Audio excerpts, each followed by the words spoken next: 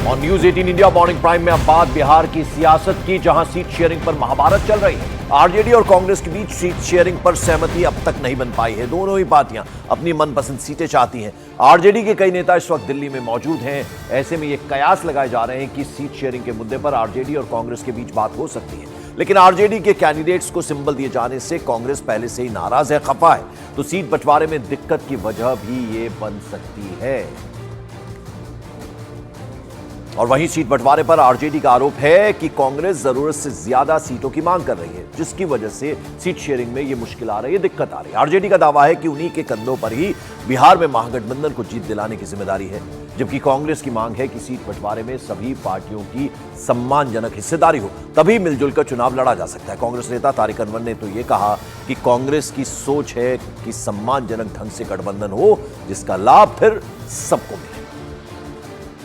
Congress party भी भले जरूरत से ज्यादा मतलब आप सीट चाह रहे हैं, आधार जो है सबसे मजबूत आधार महागठबंधन में आप कह सकते हैं राष्ट्रीय जनता दल का ही है। अब उसी के ताकत के सहारे, उसी के कंधे पर जो है ना महागठबंधन को निकलना है। जब गठबंधन की बात होती है तो हर पार्टी जो गठबंधन में मौजूद है या शामिल है, उनकी कोशिश यही होती है कि हमको ज़्यादा से ज़्यादा शेयर मिले। ये बट नेचुरल है, कोई नहीं चाहेगा कि हम कम शेयर हम लें। तो उनका सोचने का अंदाज़ दूसरा हो सकता है, लेकिन हम लोगों का ये है कहना कि कम से कम से एक सम्मानजनक ढंग से गठबंधन हो और जिसका लाभ सबको मिले। और इस वक्त हमारे साथ इस खबर पर दो सहयोगी जुड़ रहे हैं। दिल्ली में कांग्रेस दफ्तर के बाहर अरुण सिंह मौजूद है, लेकिन पहले मैं रुक करूंगा चंद्रमोहन कुमार का, जो कि पटना से हमारे साथ हैं। अभी भी खींचतान लगातार चल रही है चंद्रमोहन?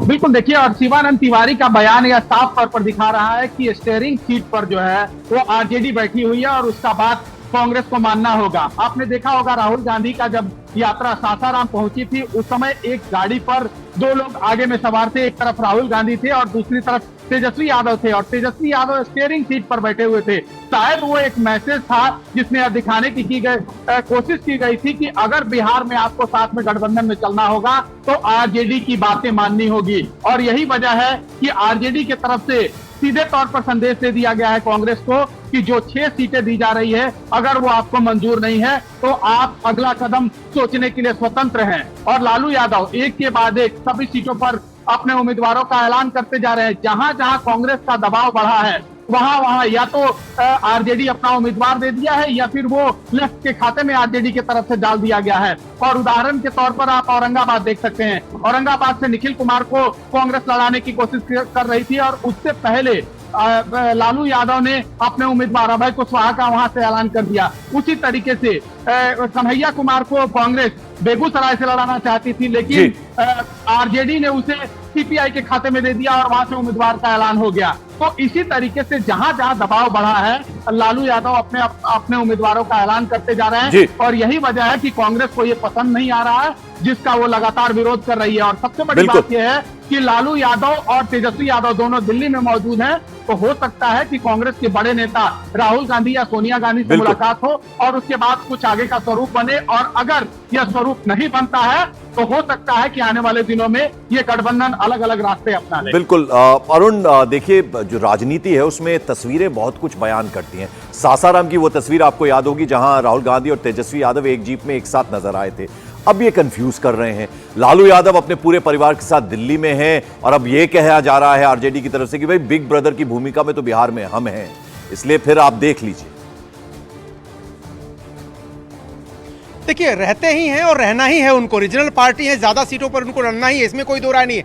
देखिए, दिक्कत क्या है कांग्रेस की कि अरविंद केजरीवाल और अखिलेश यादव के साथ सीट शेयरिंग मुश्किल लग रही थी, वो बड़ी आसानी से हल हो गई। और जो सबसे आसान लग रहा था यानी लालू यादव और तेजस्वी के साथ, वो सबसे मुश्किल में पड़ गई।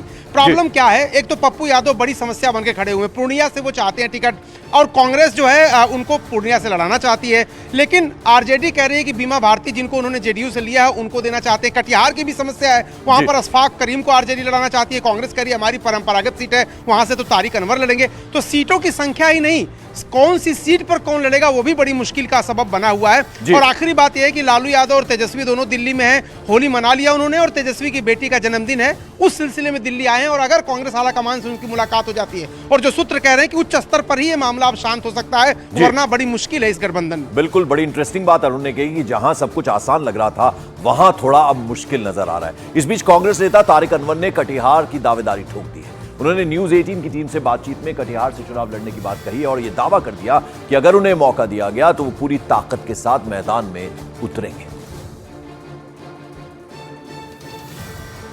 तो तारिक अनवर अपनी पूरी ताकत के साथ चुनाव में लड़ने जाऊंगा, ये उनकी तरफ से कह दिया गया है। और अब एक तरह से जो दावा है उनका, न्यूज 18 से बातचीत में उन्होंने ये बात कही है कि कटिहार से वो चुनाव लड़ना चाहते हैं और ऐसा दावा उन्होंने किया कि अगर मौका दिया गया तो पूरी ताकत लगा देंगे। बिल्कुल तैयार तो है ही है। अगर ये पार्टी तय करेगी कि हमको चुनाव लड़ना है तो हम चुनाव लड़ने जाएंगे और पूरी ताकत से, पूरी मजबूती से चुनाव लड़ेंगे। अरुण सिंह हमारे साथ बने हुए। Arun Singh, it's high time now, अब चुनाव एकदम सर पर है, अब तो बिल्कुल सब ठीक हो जाना चाहिए। देरी हो रही है, जितनी देर होगी उतना नुकसान होगा। देखिए देरी हो रही है और लालू यादव इसके लिए जाने जाते हैं। पहले भी अगर गठबंधनों की बात करें तो लालू यादव ने हमेशा कांग्रेस को आईना दिखाया है और आखिरी समय पर ही गठबंधन हुआ है। लालू यादव पहले अपने पासे फेंकते रहे, देखिए एक एक करके वो सिंबल दे रहे हैं। तो जो मैं कह रहा था आपसे कि सबसे आसान गठबंधन, कांग्रेस का ये मानना था कि लालू यादव एक ऐसे हैं जो सेकुलरिज्म के नाम पर कांग्रेस के साथ रहे। एक आध बार तलखी जरूर हुई है लेकिन अमूमन वो उनके साथ दिखाई देते हैं। इस मामले में लालू इसलिए नहीं पीछे हटना चाहते क्योंकि उनकी जो क्राइटेरिया विनेबिलिटी है, उनको ऐसा लग रहा है कि कांग्रेस को अगर हमें सीटें दे देंगे तो कांग्रेस हार जाएगी। और ये कांग्रेस कह रही है कि पिछले चुनाव में 2019 के लोकसभा चुनाव में हमने जो सीटें लड़ी थी उसमें कम से कम एक हम जीते थे। लालू यादव ने तो एक भी सीट नहीं जीती थी, उनका खाता नहीं खुला था लोकसभा में, जिसकी वजह से बीजेपी को और आसानी हुई थी। तो दोनों पार्टियों के अंदर पिछले चुनाव को लेकर के, इतिहास को लेकर के कश्मकश है, परेशानी है, दिक्कत है और कब तक ये समस्या समाधान उसका होगा, ये बड़ा सवाल। चंद्रमोहन, जरा संक्षेप में बताइएगा, जब आप कांग्रेस के नेताओं से बात करते हैं, आरजेडी के लीडर्स से बात करते हैं, तो क्या जवाब मिल रहा है इस पूरे घटनाक्रम को लेकर? बिल्कुल, देखिए जिस दिन से लालू यादव ने अपने उम्मीदवारों का ऐलान करना शुरू किया है उसके बाद से दोनों तरफ से जो जवाब आ रहे हैं किसी भी सवाल के, वो साफ तौर पर दिखा रहे हैं कि गठबंधन में सब कुछ ठीक नहीं चल रहा है। आरजेडी के नेता साफ तौर पर यह कह रहे हैं कि गठबंधन हो जाएगा, कहीं कोई परेशानी नहीं है। लेकिन कांग्रेस साफ तौर पर यह कह रही है कि बिना सीटों के बंटवारे का आप उम्मीदवारों का ऐलान कैसे कर सकते हैं। आप औरंगाबाद की बात करें, सीधे तौर पर लालू यादव ने बिना बात किए हुए कांग्रेस से और अपने उम्मीदवार का ऐलान कर दिए। नवादा में वही हुआ और अन्य सीटों पर भी वही देखने को मिल रहा है। शायद यही वजह है कि कांग्रेस लगातार इस पर सवाल खड़े कर रही है और जो अभी तस्वीरें दिखा रही है वो साफ तौर पर जाहिर कर रहा है कि गठबंधन में सब कुछ ठीक नहीं चल रहा है और अगर बड़े नेताओं की एंट्री इसमें नहीं हुई तो शायद ही यह गठबंधन बच पाए। बिल्कुल, अब उम्मीद यही है क्योंकि तेजस्वी यादव, लालू प्रसाद यादव